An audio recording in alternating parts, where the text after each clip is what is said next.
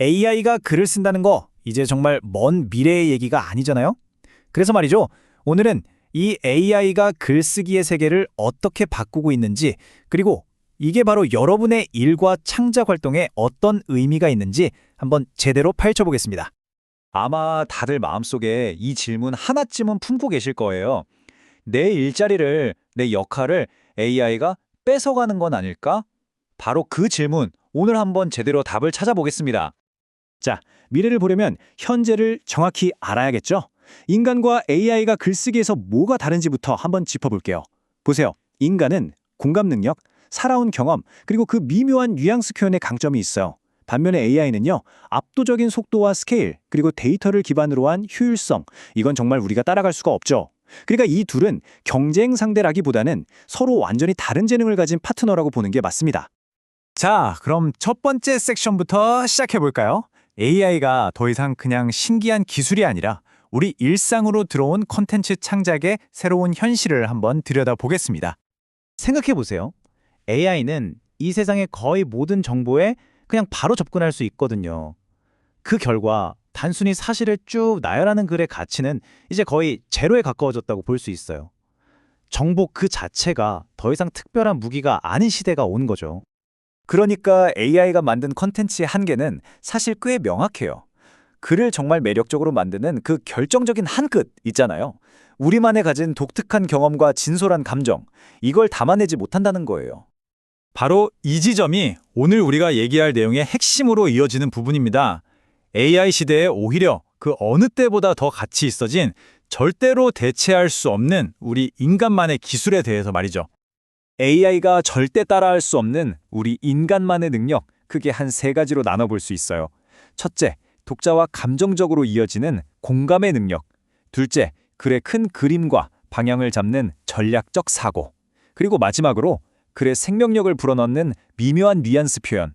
이 세 가지가 앞으로 작가에게 가장 중요한 핵심 역량이 될 겁니다. 그 첫 번째 원칙이 바로 이 감성적인 연결을 만들어내는 건데요. 이게 작가가 가진 진짜 가장 강력한 무기라고 할 수 있죠. 그럼 이런 공감은 어떻게 만들 수 있을까요? 방법은 의외로 명확합니다. AI는 절대로 가질 수 없는 나만의 개인적인 경험을 공유하고요. 마치 친구에게 말하듯이 자연스러운 톤으로 쓰는 거예요. 그리고 가장 중요한 건 내 글을 읽는 사람이 무엇을 느끼고 어떤 행동을 했으면 좋겠는지 그 목표를 분명히 하는 겁니다. 와, 이 말이 정말 핵심을 꿰뚫는 것 같아요. 요즘 시대의 진짜 전문가는 어려운 용어만 늘어놓는 사람이 아니에요. 복잡한 내용도 쉽고 명확하게 전달하는 사람이죠. 그게 바로 독자를 위한 배려고 진짜 실력입니다. 자, 인간의 역할이 얼마나 중요한지 이제 알았으니까 이제 AI가 우리를 대체하는 게 아니라 어떻게 우리의 파트너가 될 수 있는지 한번 들여다보죠. AI를 글쓰기 막막할 때 그 하얀 빈화면 앞에서 아무것도 못하고 있을 때 나타나는 최고의 조수, 그런 존재로 한번 생각해 보세요. 귀찮고 반복적인 작업들, 그리고 초안 작성 같은 것들을 단 몇 초 만에 뚝딱 해주는 거죠. 이 멋진 파트너십을 제대로 써먹으려면 프롬프트 엔지니어링이라는 기술이 필요한데요. 이게 뭐냐면 쉽게 말해 AI에게 어떻게 질문하고 지시하는지에 대한 기술이에요. 인간이 감독처럼 지휘하는 거죠. 예를 들어서 AI한테 그냥 이렇게 툭 던지는 거예요. 마케팅에 대해 써줘. 그럼 어떻게 될까요? 당연히 아주 일반적이고 사실상 쓸모없는 대답이 나오겠죠. 보세요. 결과가 이렇습니다. 틀린 말은 아니에요. 하지만 어딘가에 써먹기에는 너무나 영혼 없는 그냥 교과서 같은 정의일 뿐이죠. 그런데 말이죠. 여기서 인간이 딱 방향을 잡아주는 거예요. 독자가 누구고, 목적은 뭐고, 톤은 어떻게 할지 구체적으로 지시하는 거죠. 그럼 어떻게 될까요? 한번 보시죠. 결과가 완전히 달라졌죠?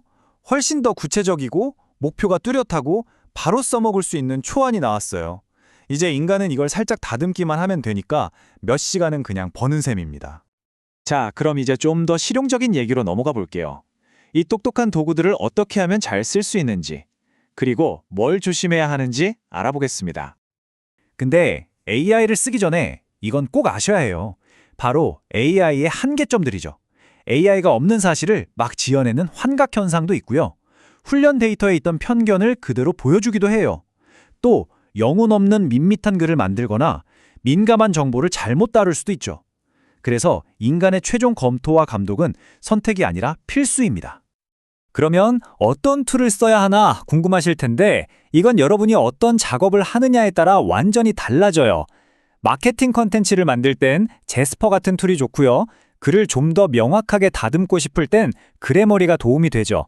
아이디어가 필요할 땐 챗 GPT를, 학술 연구를 할 때는 사이스페이스 같은 전문 툴이 아주 강력한 파트너가 되어줄 겁니다. 자, 이제 거의 다 왔습니다. 이 모든 걸 종합해보면 미래의 작가는 과연 어떤 모습일까요? 미래는요, 인간이나 AI 둘 중 하나가 사라지는 그런 그림이 절대 아니에요. 오히려 각자의 장점을 살려서 최고의 팀을 만드는 거죠. 인간이 전략가이자 편집장으로서 큰 그림을 그리고 감성을 불어넣으면 AI는 뛰어난 리서치 인턴이자 초안 작성자로서 굳은 일을 도맡아 해주는 겁니다. 이거야말로 정말 환상의 팀플레이 아닌가요? 그러니까 여러분의 역할은 이제 단순히 글자를 쓰는 작가에서 이 강력한 창작 시스템 전체를 지휘하는 감독이나 프로듀서로 바뀌고 있는 겁니다. 기술은 이미 우리 곁에 와 있습니다.